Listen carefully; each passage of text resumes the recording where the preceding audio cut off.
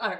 Can you hear me? That's the question that I need to know because we were doing something a little bit different just now where we had that countdown timer to kind of let the streaming thing get started. So hopefully you can hear me and you can see me. My name is Kayla Cox and I'm the owner of this channel, 6 Miles to Supper. My husband just gave me the thumbs up, and also Tom's Turbo Garage, you're in here. Thanks for joining the chat. So if you have questions about weight loss, intermittent fasting specifically, OMAD is my preferred way to practice intermittent fasting. Although I'm on a little break from OMAD right now. I do that. I've done that for the past, this is the second year I've done it. As an Orthodox Christian, during the time of Eastertide, there's no fasting in the church, so except for you fast for communion. So so for right now, I'm trying very hard not to fast, which is actually, it takes more effort to not fast these days than it does to fast for me. So anyway, that's what I did last year, and I'm doing it again this year. So if you have questions, please put them in the chat, and I will try to answer them. I am not a doctor or a nutritionist or a scientist. I'm just someone who has been there, done that with weight loss. I struggled with my weight my entire life from the time I was a little kid until the time I was about right around 30 years old. I got to a high confirmed weight of 222.2, which was obese for my 5'6" frame.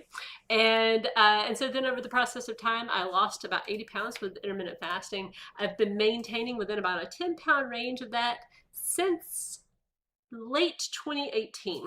So, and this is 2026. So that's about 8 years ago that I got down to my final goal weight, and I've been in maintenance for that time. So we do have a form that you can fill out and put questions anonymously if you feel more comfortable doing it that way. And I post that on the posts tab for this channel, and it stays the same week in, week out. So if you want to just bookmark that, you can, and you can submit questions that way, or you're free to do it in the chat. So let's get started. So first question comes from Egbin, and they would like to know, how much time does your OMAD meal usually take? So OMAD means 1 meal a day. In other words, how long is the eating window that you typically have open? I find that mine, so this person does OMAD also, and they said that they take about 2.5 hours because they're snacking while they cook the meal. And so I would say I'm a little bit different as far as how I practice my OMAD. I know that a lot of people, when they say OMAD, that they really just mean like, basically it's just one kind of like opening. It's a short amount of time where you're really not going to have 2 meals, but maybe it's a longer window. But in general, when I say OMAD, I really do mean like it's 1 meal. I don't eat before or after, and I just sit down and I have the meal. Now, when I am cooking, you know, like if I need to taste the sauce that I'm making, or try a bite of the meat and make sure it's done and seasoned right, and that kind of a thing, then I will do that. But I wouldn't call that snacking. I'm careful about not slipping into snacking. I find for myself, usually snacking is related to emotional eating for me.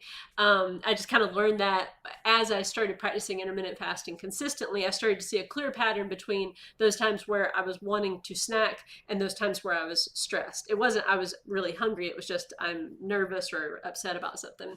So so I try to eat with intention when I do eat, but I'm not like super strict about that either, as far as like if I'm cooking dinner, let's say, and maybe there's like pieces of cheese, maybe I'm making a charcuterie board for date night or something like that, and I might have a little bite here or there, and I'm not going to worry about that. But in general, because when I say OMAD, what I'm doing really is just sitting down and eating.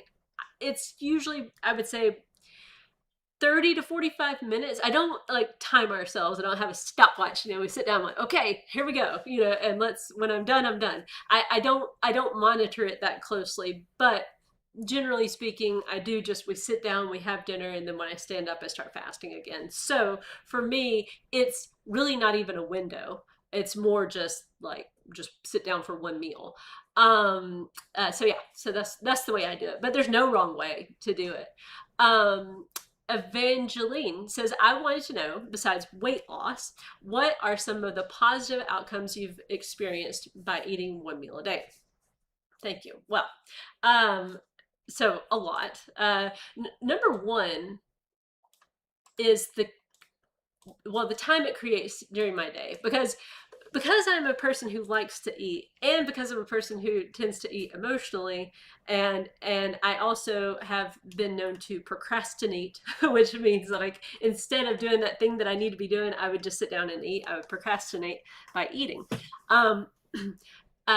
That takes up a lot of time in your day, or it did for me. I spent a lot of time back before I started just eating one meal a day, thinking about food, debating in my head about each meal. Like, what should I be eating? What, how much is, of each thing is in it? And, what should I really be eating this? Or is it okay to have this? Or, if I eat this, well, like how much of the food could I have later? And it's just a lot of thinking about food. But so when I just went to one meal a day, it just simplified my life by a lot. And because it simplified my life so much and it created so much time, then I found I was able to do a lot more things that I always felt like I didn't have time to do, but that I really did want to do, like reading, for example. I started a habit of reading 52 books a year. Back on, I would say it was 2015 was the first year I did this. And so that was when I was learning how to, fast. And 2016 was when I got really consistent. And that was the year I went to OMAD. And it just created more time in my day. I found that I could be more creative. Things like I love to write, and I love to paint and draw and do all these things that are creative.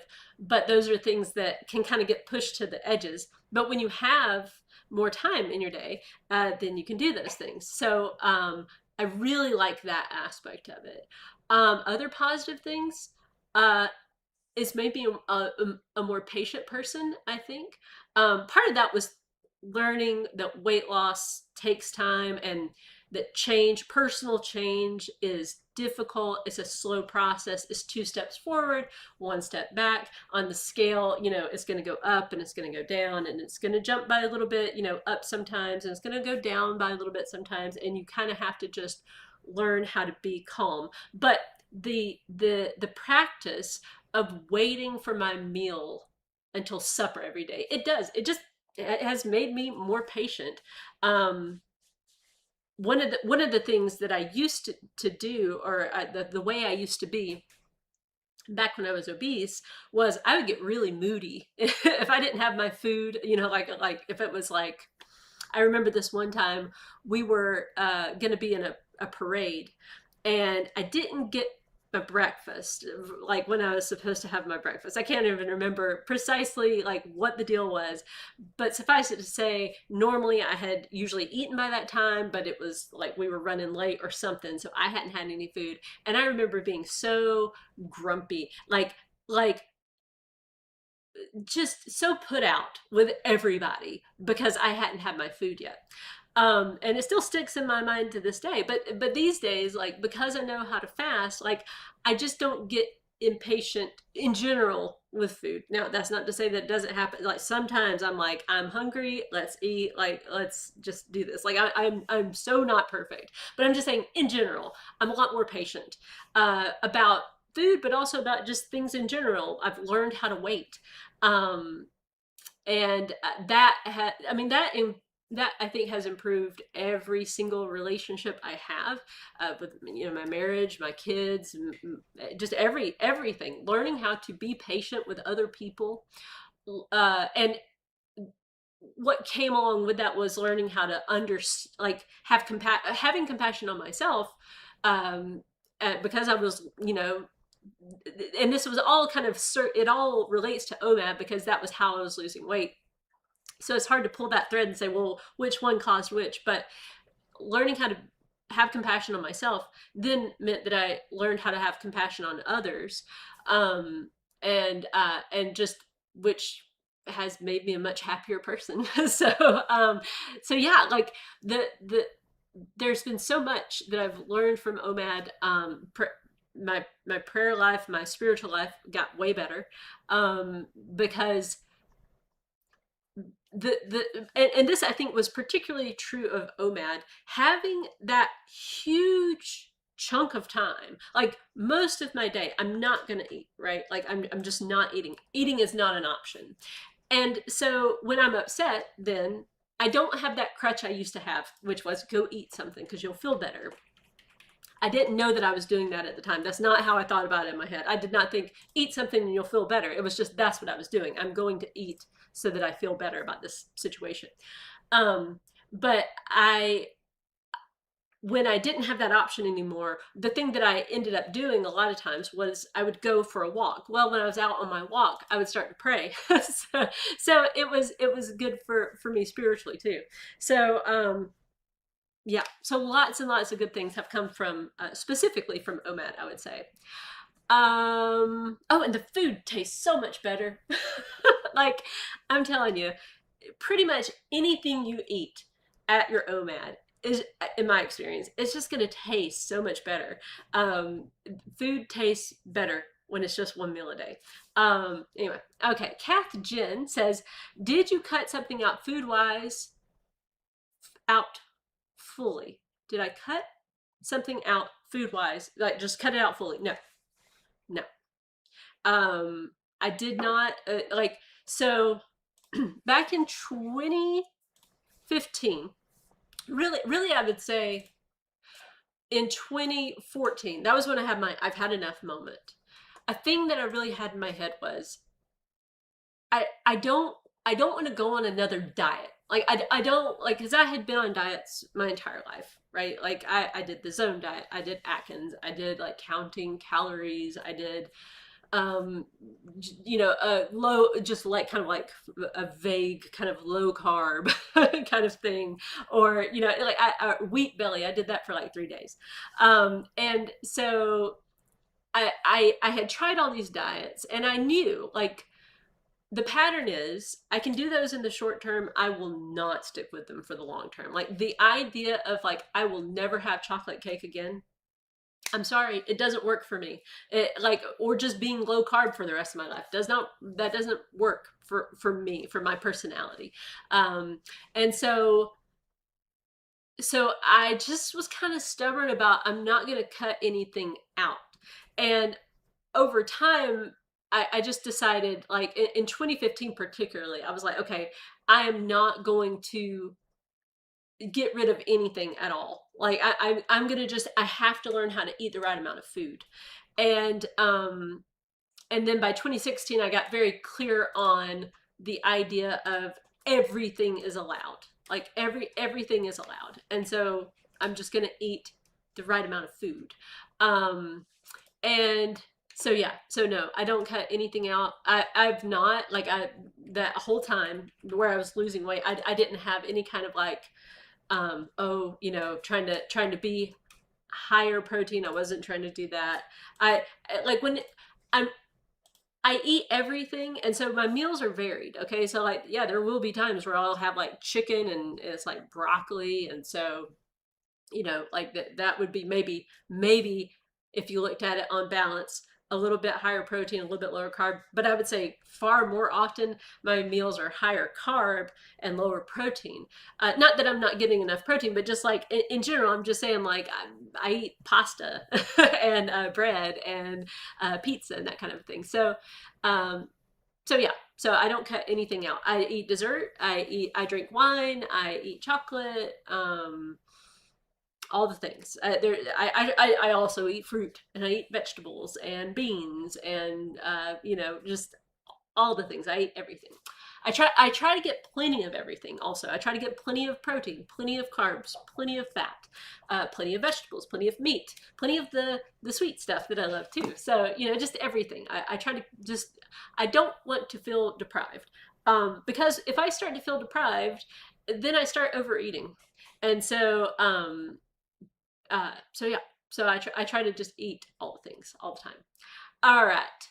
Maria Velasquez 3272 says, I tried OMAD, but I only did it once. I was feeling that crankiness, yeah, and also lightheaded and fatigue, so I stopped it. But I'm not sure if that's something that just takes time. Well, first of all, everybody's different. Like some people just have like a natural capacity for fasting, I think. I feel like I am one of those people. Just I'm blessed with those genes that I can eat a lot of food, yes, but I also can fast fairly comfortably. Whereas my husband can't really fast comfortably. Not really. He has a harder time with it, but he also has a harder time eating a bigger meal.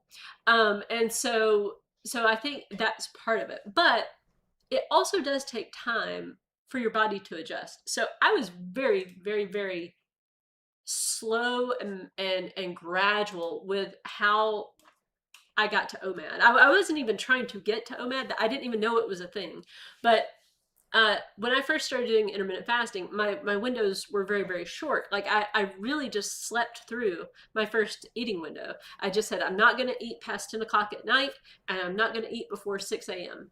And that was like my first fasting boundary, fasting window. And then I just slowly pushed breakfast to be a little bit later and a little bit later. And I'm talking very gradual too. It wasn't like I went from like, okay, I'm going to do 6 o'clock today, and then tomorrow I'm going to wait till 8. And then tomorrow or that day, the next day I'm going to wait till 10. That was not how it went at all. It was like that first week, it was like, okay, yeah, I did 6 o'clock and I was okay with that. So now maybe I can push it to 6:15. And then I pushed it to 6:15, and then I just kept pushing it and pushing it. And then over time, like by, let's say I started intermittent fasting at the very, very end of 2014. By the end of 2015, I was very comfortable doing like a 16:8.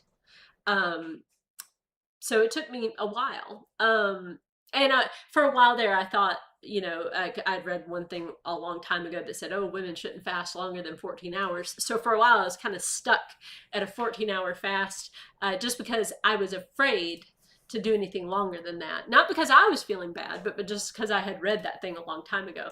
And eventually I was like, you know what? I feel good, and I'm just going to see how I feel. So I just kind of ran an experiment of one. And because I was feeling so good, that's why I kept pushing my window out. So I think the best thing to do is to pay attention to your own body and your own results. Certainly listening to yourself is a very good idea. Like if you have lightheadedness, fatigue, grumpiness, all that stuff, it is a sign, I think, to make things easier. So eat a little bit more food, or make your fasting window shorter, and just make the process easier. I'm a big fan of easy. I try to make my plan to be the thing that I could do on my worst day. I used to be the type of person who would come up with a plan, and I would think about my best day. On my best day, where I have the most willpower, what could I do that day? And then that's my plan. But I could never stick with those plans over the long term. But when I got really honest with myself about like really what can I do like consistently that I can commit to for the long term, for permanent lifestyle change, then I had to like make the difficulty way lower. And things like eat whatever I want. That's an example of that makes everything so much easier. Because if they're like, let's say my plan was something totally different, like, oh, well, you never can have dessert. Like, it's just, you can't have dessert. Like, there are days I want dessert. And, there are times of grief. There are times of celebration. Those are times where it's like, no, I want to be able to just eat the food. Well, I always really just want to be able to eat the food. It's not just those extreme circumstances, but creating my plan so that I could stick to it on my worst days has been a helpful thing. I have had really bad days, really, really bad days in the past several years that I didn't experience, like back in the day when I was actually actively losing weight. Those days were a lot easier, just in my life. I'm just saying, like, life-wise, things were better back then. As far as back then, my dad was still alive, for example. I we had my father-in-law was still with us. Like there's just so many people we've lost in the past 5 years, and so there have been times of grief, times of real sadness. Just we've had to go through some tragedy, and so. But yet, because I had an easy plan, I was able to stick with it. So there you go. All right. Share. Let's see. Oh, Tom, thank you so much for the super chat. He says, "Hello, thank you for all the excellent advice and motivation over the years. I recently had to have an emergency brain surgery to remove a tumor, and the care team said I did so well during the surgery and recovery due to being healthy." Well, that's awesome. I mean, I'm so sorry that you went through that, but it sounds like you're okay now. So you will be in my prayers, Tom. And thank you so much for the kind words. That is awesome. I'm glad you're okay. Wow, man. So there's some motivation, right? To get healthy. You do. You can rebound so much quicker from things when you get your body into good condition. So that's awesome. Thank you for sharing that, Tom. Okay. Shan M Cookie 3604 says, "How do you coordinate OMADs and other meals with your family?" Well, I talk to them and I say, "Here's when we're eating." No, we generally eat around 6, and that's been fairly, I was going to say pretty consistent. It really depends. Like we've had times, like my husband's work schedule has been varied over the years. So sometimes he laughs in the background. So sometimes it's been different, but in general, the way that I like to do it is to keep family supper around 6. But we have certain times where, like, if we have a midweek liturgy, we need to be trying to eat towards the middle of the day. So that's a time when it's a little bit different. And we just, like in the morning, we talk about what time we're going to eat. And so it's just that, a lot of times I'll have my daughter or my son make dinner, and I'll just say, let's try to have it ready by this time. Like if I have work stuff to be doing, sometimes I cook, sometimes they cook, sometimes Jay cooks. So it's just a team effort. So yeah, but I do try to keep it basically the same time every day if we can. I like routine. I am a person of habit, and so yeah. And in general, when you're new to fasting, it is easier if you can keep a good consistent schedule. Like when you can just get your body to expect food at a certain time and to not expect food at other times, it just makes things easier. So you don't have to be super strict about it. If your schedule requires more flexibility, then that's just something you have to deal with. I do find that as you get more used to fasting, it gets easier. Like these days, like let's say if I'm doing OMAD, and let's say one of my meals, like let's say one day it's like, oh, I ate at 2 because we had a midweek liturgy, right? And that was when I finished eating. And then but then the next day we don't eat until like 7 o'clock at night or 8 o'clock at night because it's, something happened. Our car broke down and, and we had to fix it. And so we didn't eat until later. Like that type of thing doesn't really bother me these days. Like I don't get like, my body is just so used to OMAD at this point. It's not a thing. It's not. But I remember back in the day when I was doing OMAD, when I was newer to it, I was much more like, oh, whoa, like we won't eat until 7. Like that might that's going to be more of a challenge, but these days it's not a thing. So just know that with practice comes a lot of it just makes things easier. Okay. Tom's Turbo Garage says, "I'm doing great. Thank you so much. Hug your family extra for me." I sure will. Fasting, healthy eating, and consistent exercise have been key over the years. Can't thank you enough for the awesome advice. Well, thank you very much, Tom. And I appreciate your continued encouragement of me on this channel. I need encouragement also. So I mean, so many times, like the positive, encouraging comments, it keeps me going. It keeps me encouraged, keeps me motivated to keep doing this channel. My motivation can sometimes wane. Wane, yes. Wax and wane, right? Yeah, it can wane. Because it's like, well, haven't I said everything I need to say at this point? But okay. Well, thank you. Okay. Lau says, within how many months did you lose 80 pounds? I started my journey about 5 months ago and I've lost about 20. Well, congratulations on that. I still have about 15 pounds to go and currently weigh 153 pounds. However, my weight has stayed the same for almost 6 weeks. Should I eat around 1,000 to 1,300 calories and do 1 hour of yoga and a half hour of walking every day? Okay, so I would say no to the 1,000-calorie eating plan. Now, look, it depends on your height, right? Mainly your height and your activity level and all that. But the general rule of thumb that I've heard, and I've heard this pretty much my entire life, and I continue to hear it these days, you should really never consistently eat below 1,200 calories a day.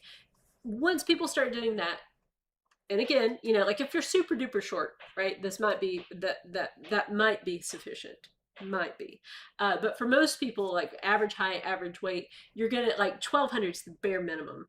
Anything below that, it just, you start to get nutrient deficiencies because you're just not eating enough food to get all the things you need. That's my understanding. So also it's super hard. Like that's the other part of that. Like once you start eating 1,200 calories, you're probably going to be feeling pretty deprived. And I love this thing. I keep meaning to, after a live, go and try to find this video so that I can post it. But Sylvester Stallone, he was being interviewed about his training regimen for, I think it was Rocky 4, but it might have been Rocky 2. But he was talking about how they were eating 1,200 calories a day, and how it, and he was also training super hard too. Like his training, it was just insane, and his body, like in those movies, like he is in peak physical condition. It's something to behold. But he talks about in that interview how angry he could get. Like there was, they would have this ice cream guy. He would come in on the weekend, and like it was a big deal to them that the ice cream man would come, like because they were promised ice cream on, like on this certain day. And so, but he was very, very moody. And he talks about what he learned from that was that if he ever needs to act a scene where he's really angry, he will just eat very, very little, because he knows that will bring up the anger in him. So so that's one thing. Like just the fact that you may really start to feel grumpy, and that's not good, because feeling grumpy, feeling upset, first of all, if you're an emotional eater, you're probably going to want to eat more because of that emotion. But also, you're just going to be kind of miserable. So don't be miserable. Don't make yourself miserable. That's number one. And don't get in a nutrient deficiency situation either. That's number two. Or maybe we should flip those. But you know, the point is, like, because in the short term, maybe the nutrient deficiencies wouldn't show themselves, but over the long term, it could. So now, one little bit to add there is counting calories. I mean, I don't count calories, and I get really annoyed with that process. Like I've done it before. I actually did it for a short period of time during 2015. I think it was 6 weeks. I have it notated on my spreadsheet, but I'm pretty sure it was 6 weeks of time. I was meticulous about tracking. One thing I learned about that meticulous tracking is you can be way off on how much you think you're eating. Like when you're not measuring, when you're not weighing and measuring, you might think, oh, that was 1 serving, but actually it's 2 or 3. And so learn, you know, that's just something to know. So it might be that you're a little bit off on your calorie counts if you are trying to count calories and the scale's not moving. and maybe you're not eating 1,000 calories or near that. That could be one thing. I mean, I know that you're not saying that that's where you're at right now, but it might be that you're eating a little bit more than you think you are. But um, the hour and a half of yoga, let's see, no, hour of yoga plus a half hour of walking. I mean, that's not ridiculous. Like I mean, my walking takes me probably a couple of hours each day. Um, uh, I mean, I walk around while I'm doing other things too, so it's like I'm kind of multitasking. But my point is, if that's going to be like taking a lot of time out of your day that you don't really have, then that's maybe not a good plan either. Um, so 6 weeks though, 6 weeks is a good amount of time to kind of see, what's going on. If it were me, I maybe would go a little bit longer, still stay really consistent with your plan and see, is it really stuck here, or is it possible, when I'm troubleshooting a plateau, the first thing I look at is consistency. How consistent have you been with the plan? Have you had some days off? A lot of times that's the problem. You've just taken some days off. You've started, slipping into maybe a little bit of the habits that can put the weight on. Snacking in between meals. Sometimes people notice that. It's like, whoa, before, I was just kind of eating meals, and then I started throwing in a snack here or there. And that is, unfortunately, sometimes just enough to stop the scale, because you just get yourself into an energy balance situation. You're just eating just enough calories to stay where you're at. And so instead, I would say, let's see. So you've lost 20. So let's see, 5 months, 20 pounds, 4 pounds, so that's a pound a week. So like that was a really good clip. So then you've kind of just plateaued for 6 weeks. So I mean, reducing the calorie intake by just barely. I would just say, like, just kind of for the next week or so, just kind of watch yourself to see how you're feeling at the end of your meal and how you're feeling during your fasting window. So at the end of your meal, if you're feeling overly full, then that means, eat just a little bit less, and then see how you're feeling. Like, keep calibrating until you get to that point where you are feeling a little bit hungry during the fasting window, and then at the end of the meal you are feeling good and full but not overly full, and then just and be okay with really slow weight loss. You didn't mention if you're averaging your weight and what you really mean by that it stayed the same. Sometimes when people say it stayed the same, what actually happened is they like maybe lost a half a pound. And so if that's happened, then depending on where you're at with your weight, I don't know if you're very overweight or if you're basically at a normal BMI. If you're at a normal BMI, your body, it seems to me, like, this is just based on my own experience, but also the experience of other people I've talked to who have, gotten to a normal BMI. It's just kind of like your body starts to say, we're good here. Like, we don't need to lose more. Sometimes women particularly will set these goal weight numbers that are just unrealistic. I mean, yeah, I mean, it's not that you can't do it, but it's just going to require so much effort and so little eating that it can just be difficult. And your body, I think, fights against it because there's this interesting graph. I love this graph. And look, statistics, they can be misleading, and charts can be misleading and everything, but there's a U-shaped graph. Jay, I don't know if you can get the U-shaped graph up. Can you do that on this?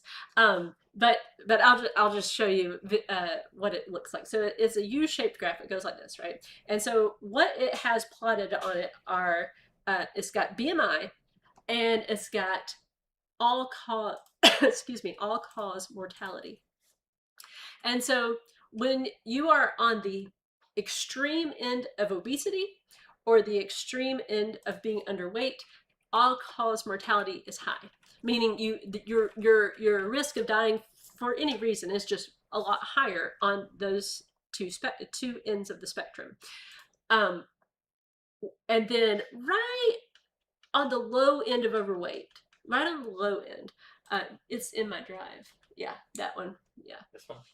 Yeah. And so right like on the lower end of overweight, so you can still be overweight and see these benefits. Um, the the you have like the lowest rate of dying, right? Like your best chances of living are like kind of like right in the normal BMI, and actually your risk of all cause mortality starts to increase on the low end of normal. And so I look at that and I think that's interesting because just in my own experience, what I've seen is that as I approached a normal BMI, that's when I felt the best.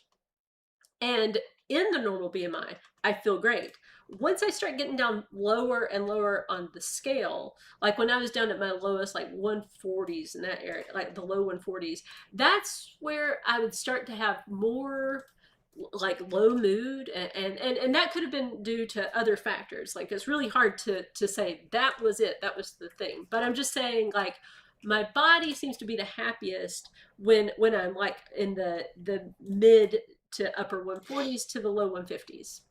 But that is just my own experience. And so if you're currently on that, like in that area of the BMI, it might just be your body's way of saying that you're done. I don't know. You didn't share that piece of information, which is where you're at.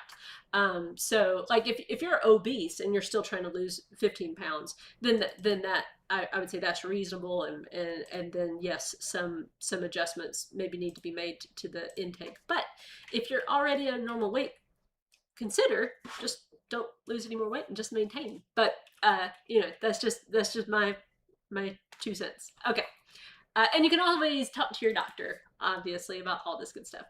Um, Erica Roberts, 80, says so many people say perimenopausal women should not fast too long due to hormones, especially cortisol. How do you feel about that? I don't know that I'm in perimenopause yet, although I mean I do tend to run hot, like in a at Or church cold. or cold. So what I mean by that is like so at our church I sing in the choir, and it is very cold back there, like with like the air conditioning. We live in Florida, so like the air is on Sunday mornings, and everybody else is complaining about how cold it is, and I'm like, it feels great back here.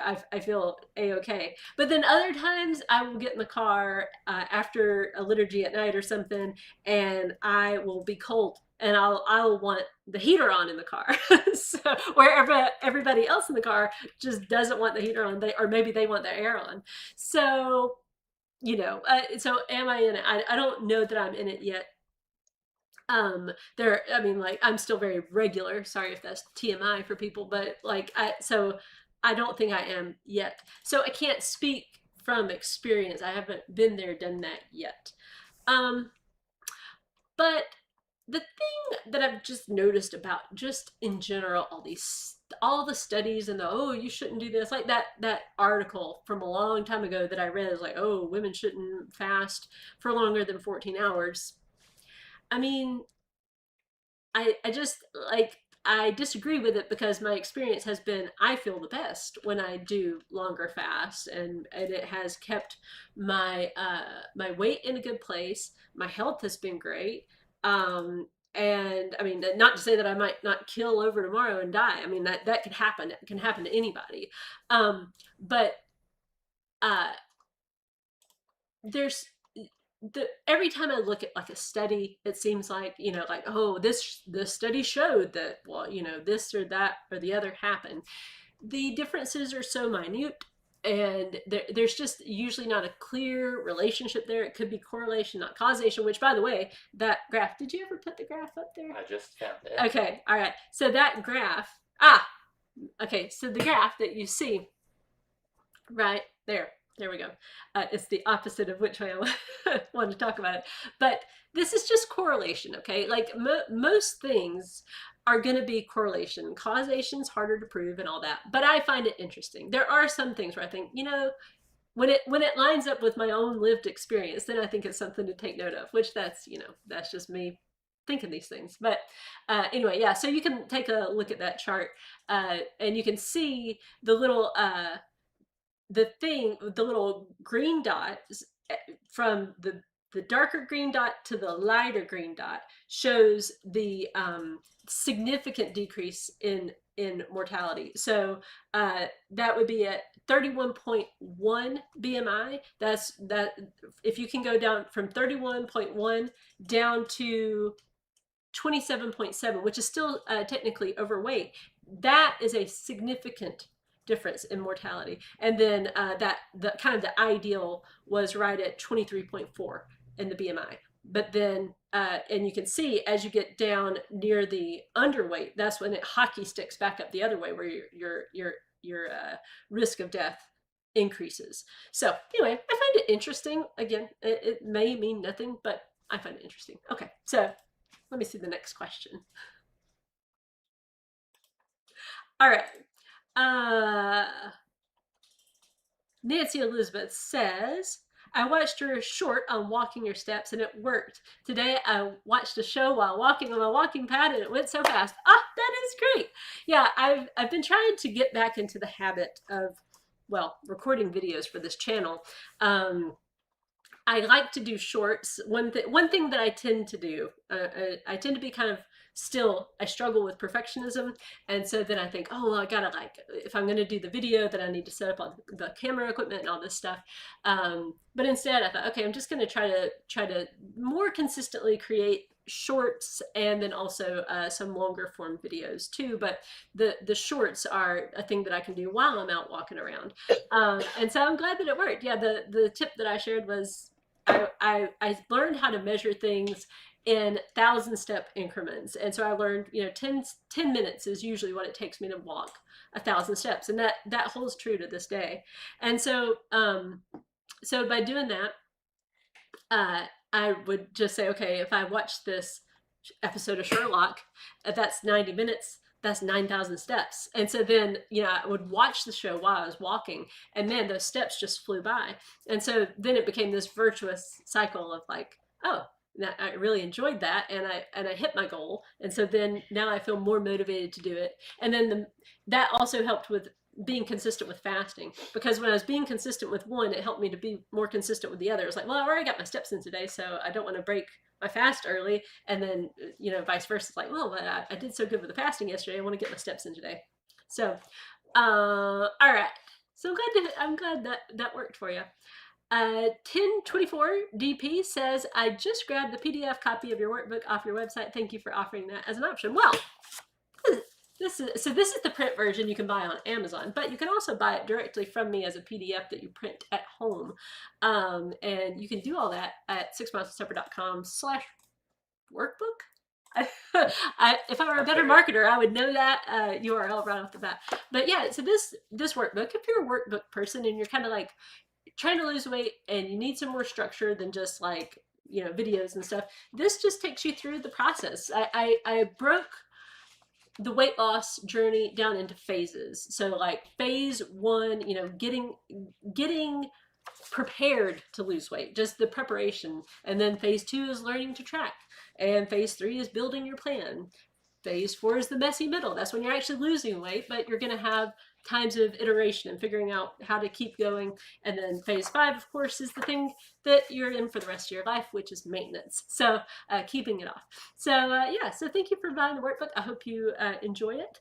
Yeah. All right, Kathy, have you or are you experiencing any rebound weight gain? I have before. So okay, this is one of those things that I think, well, it kind of depends on how you want to look at things, right? So when I was first, and this is the only thing I would change, I think, about this book. So I wrote this book right when I got down to 142. And so my maintenance, I had not experienced maintenance in that lower weight range. When I was up at 158 to 163, I found it very easy to maintain there. I was like maintaining about a 5-pound range. And in the book, I said, 5-pound range is what you should try to maintain in. And that's maybe not like far off from what it should be. I don't know. But I think I would say 10-pound range, just to give you more flexibility as far as like just maintaining in that. Now, I think a lot of people do the debate comes in like, at what point is it gain and at what point are you just maintaining in a range?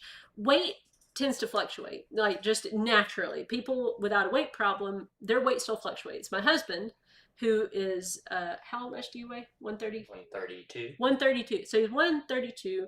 He pretty much always weighs that. Sometimes he's even lower than that.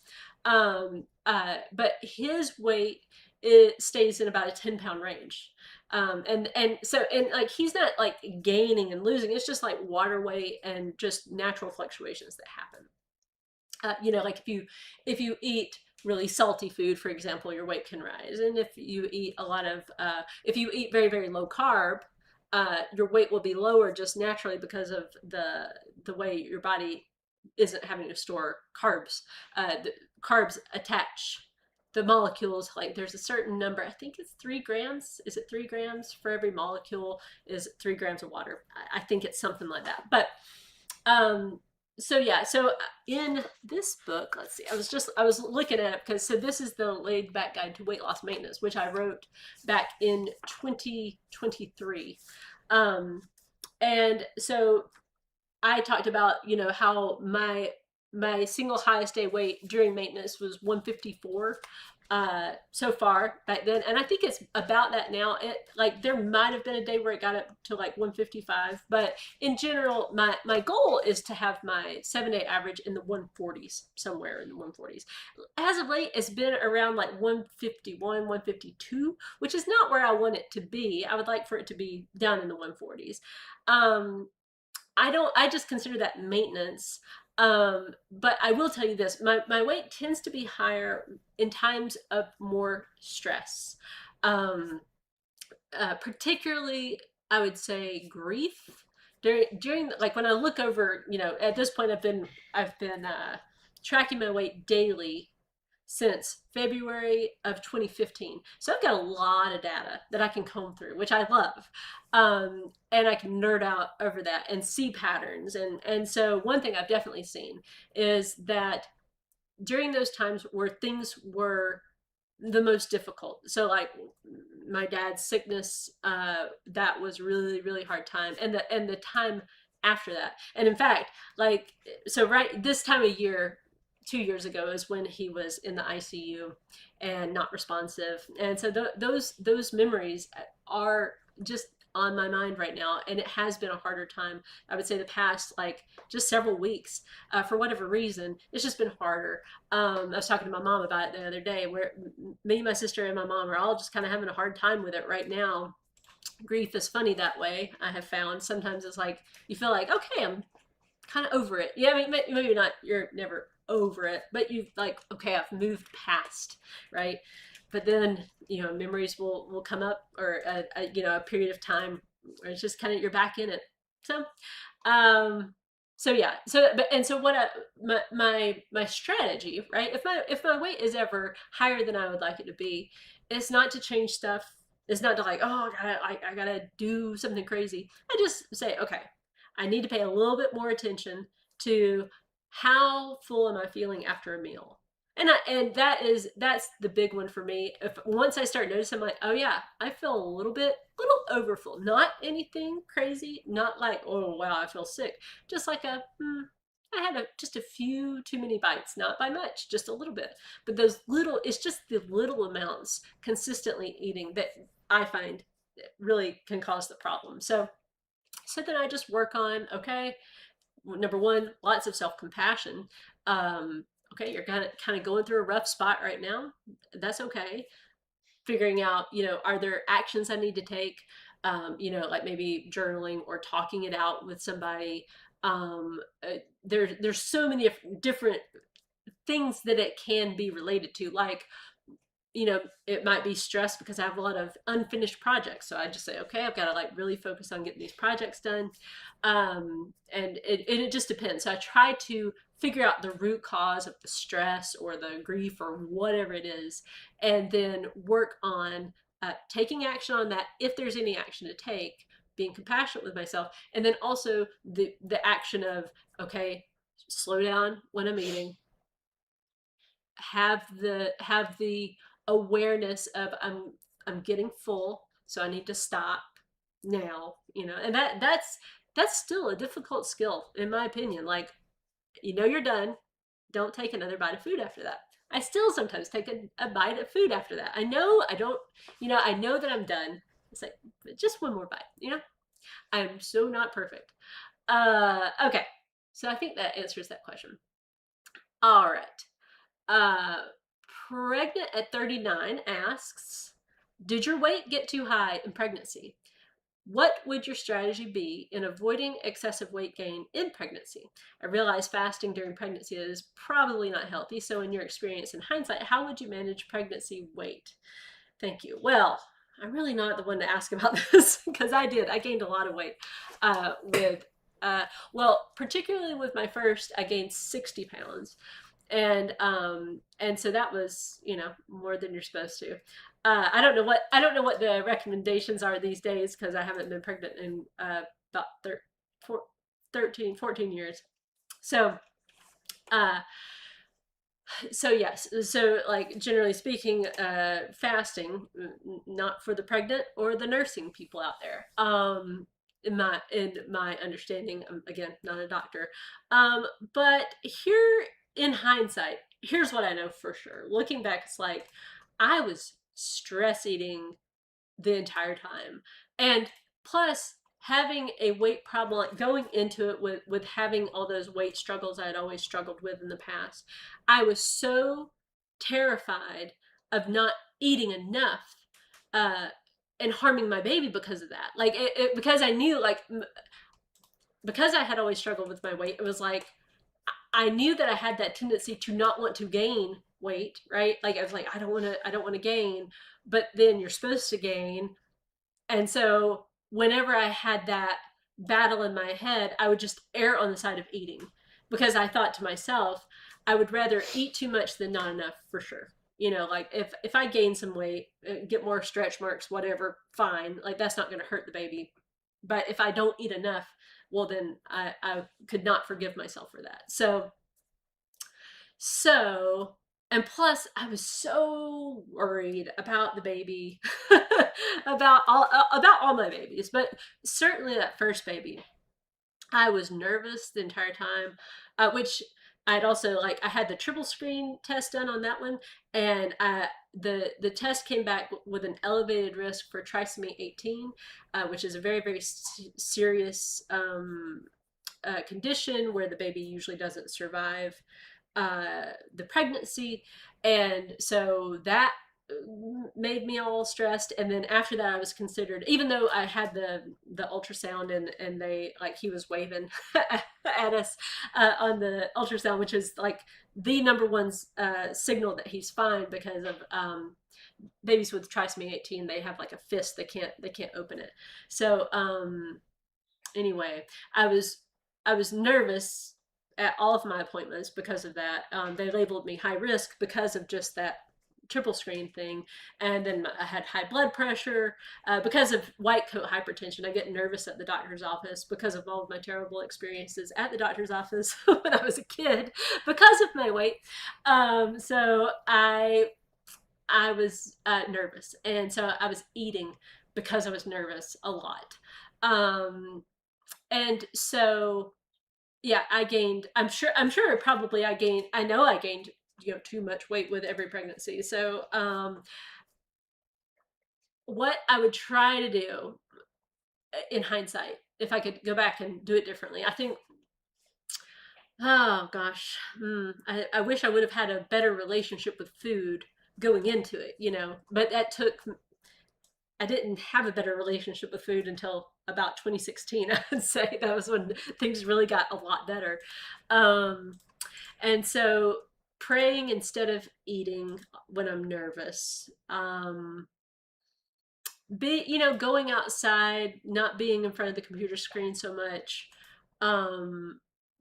Being with real people, not watching the news, not watching. I mean, I used to watch the news all the time, and that really stressed me out. as a person. It's amazing how much calmer your life is when you don't watch the news. Um, yeah. Uh, I think those are the main things I would do, but I think it's just hard. I mean, uh, I don't know the right answer really, except for that's what I would try.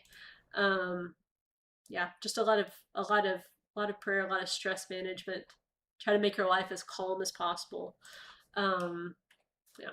Okay, Kath Jen, did you check HB1AC and cholesterol levels before starting and then again when at maintenance? No, I did not. So I have none of that data. All I can remember vaguely is that I had a life insurance policy written on me back when I was obese. And things were fine back then. That's all I know. All right, DP says, I've gone through many of your videos and have both your books, which I must say are wonderful. Thank you very much. There are all these books. I have lots of them. The Layback Guide to Intermittent Fasting. That's the one that most people buy because it's the one about, losing weight. Well, actually, all of them are really about various parts of the weight loss journey. Okay. I love the audiobooks because it keeps me company on my treadmill. Oh, that's so cool. I still need to finish the maintenance audiobook. I've had it recorded now for like over a year, over maybe 2 years, and I've just not finished it. Ooh, okay. I'm 70 and I'm 70 and I've had to deal with my weight my entire life on and off. Most recently, I was doing the popular, very strict, clean 28-day fast, and I lost weight fine. I was even able to have black coffee, though I disliked it so. I drink coffee with unsweetened almond milk and no sugar. It was so frustrating to quote unquote break my fast when I really didn't want food. I just wanted a cup of coffee. Then I got sick. I'm sorry about that. And I had to have surgery with a significant recovery period, and everything kind of went south. I really need to lose 20 to 25 pounds. It's very doable, and I know it will happen. It's just a bit personally frustrating that I'm dealing with it again. I really want to fall into a space where this is a lifestyle and not an effort to lose weight. So she has some questions.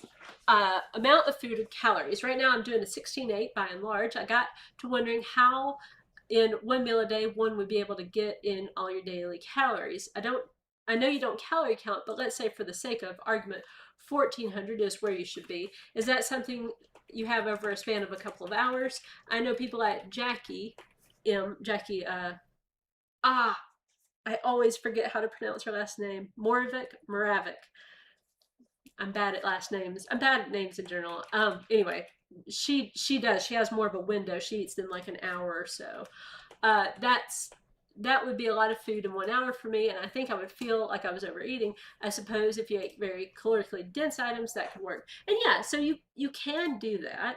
I think it's a very individual kind of thing. Some people have the capacity, I'm one of these people, to sit down and eat a lot of food and to feel just fine.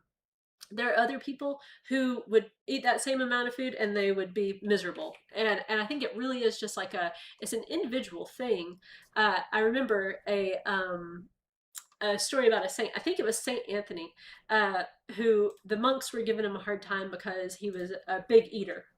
And so he had all the monks sit down and he said, okay, I want everybody to eat. Just eat as much as you want to eat, but then stop when you're full.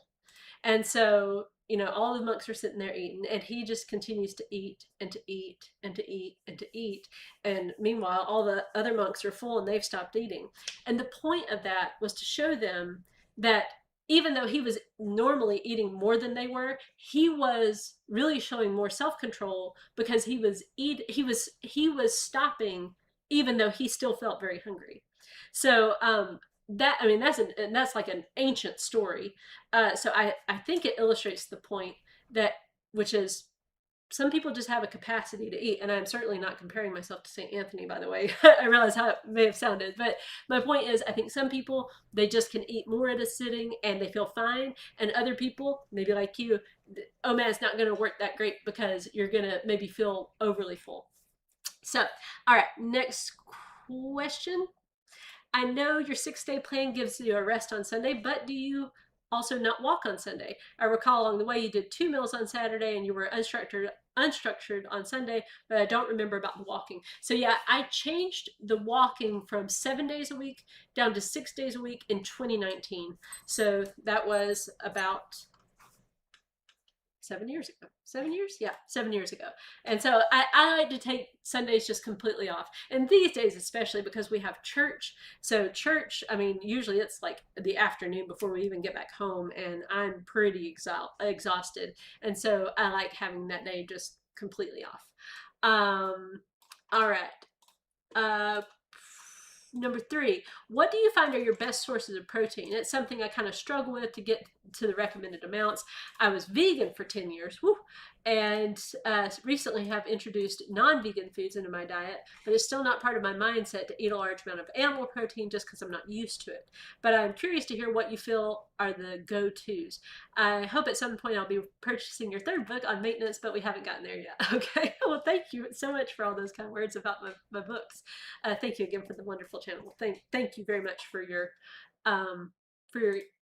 encouragement. Oh, and also I forgot to add that to my last question. Obviously, you talk about walking 6 miles or 14,000 steps throughout the videos that I've watched. So is it mostly the 14,000 steps as a cumulative thing versus straight out walking? In other words, are you just going out and literally walking 6 miles just for the walking, or is it accumulation?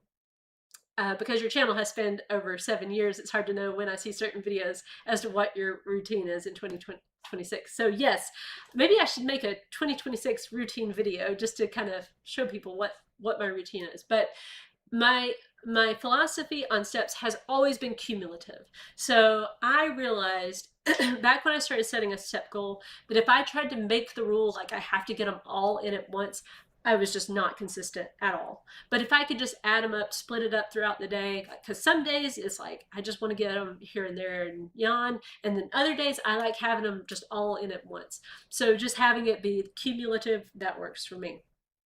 As far as protein, my go-to protein, well, I eat a lot of ground beef. I mean, I don't eat like a huge amount of meat at every meal. I don't have protein goals. I just eat. I like meat. It's expensive. That's another factor in all this. It's like protein is expensive in the store. But so I really love uh, beef.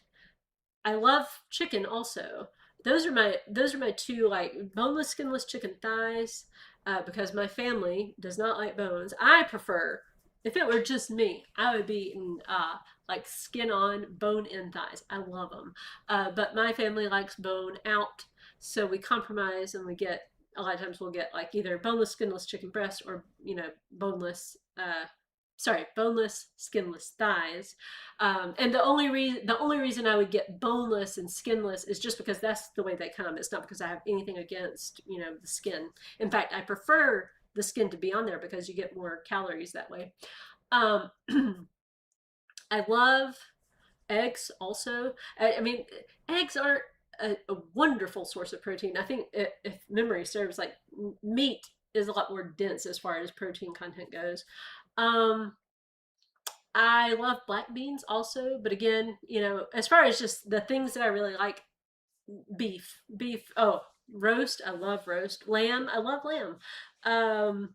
Tuna I like, but it's expensive. For how much protein you're getting out of a little can, there are other sources that are just more budget friendly. So that plays into my what I buy is budget.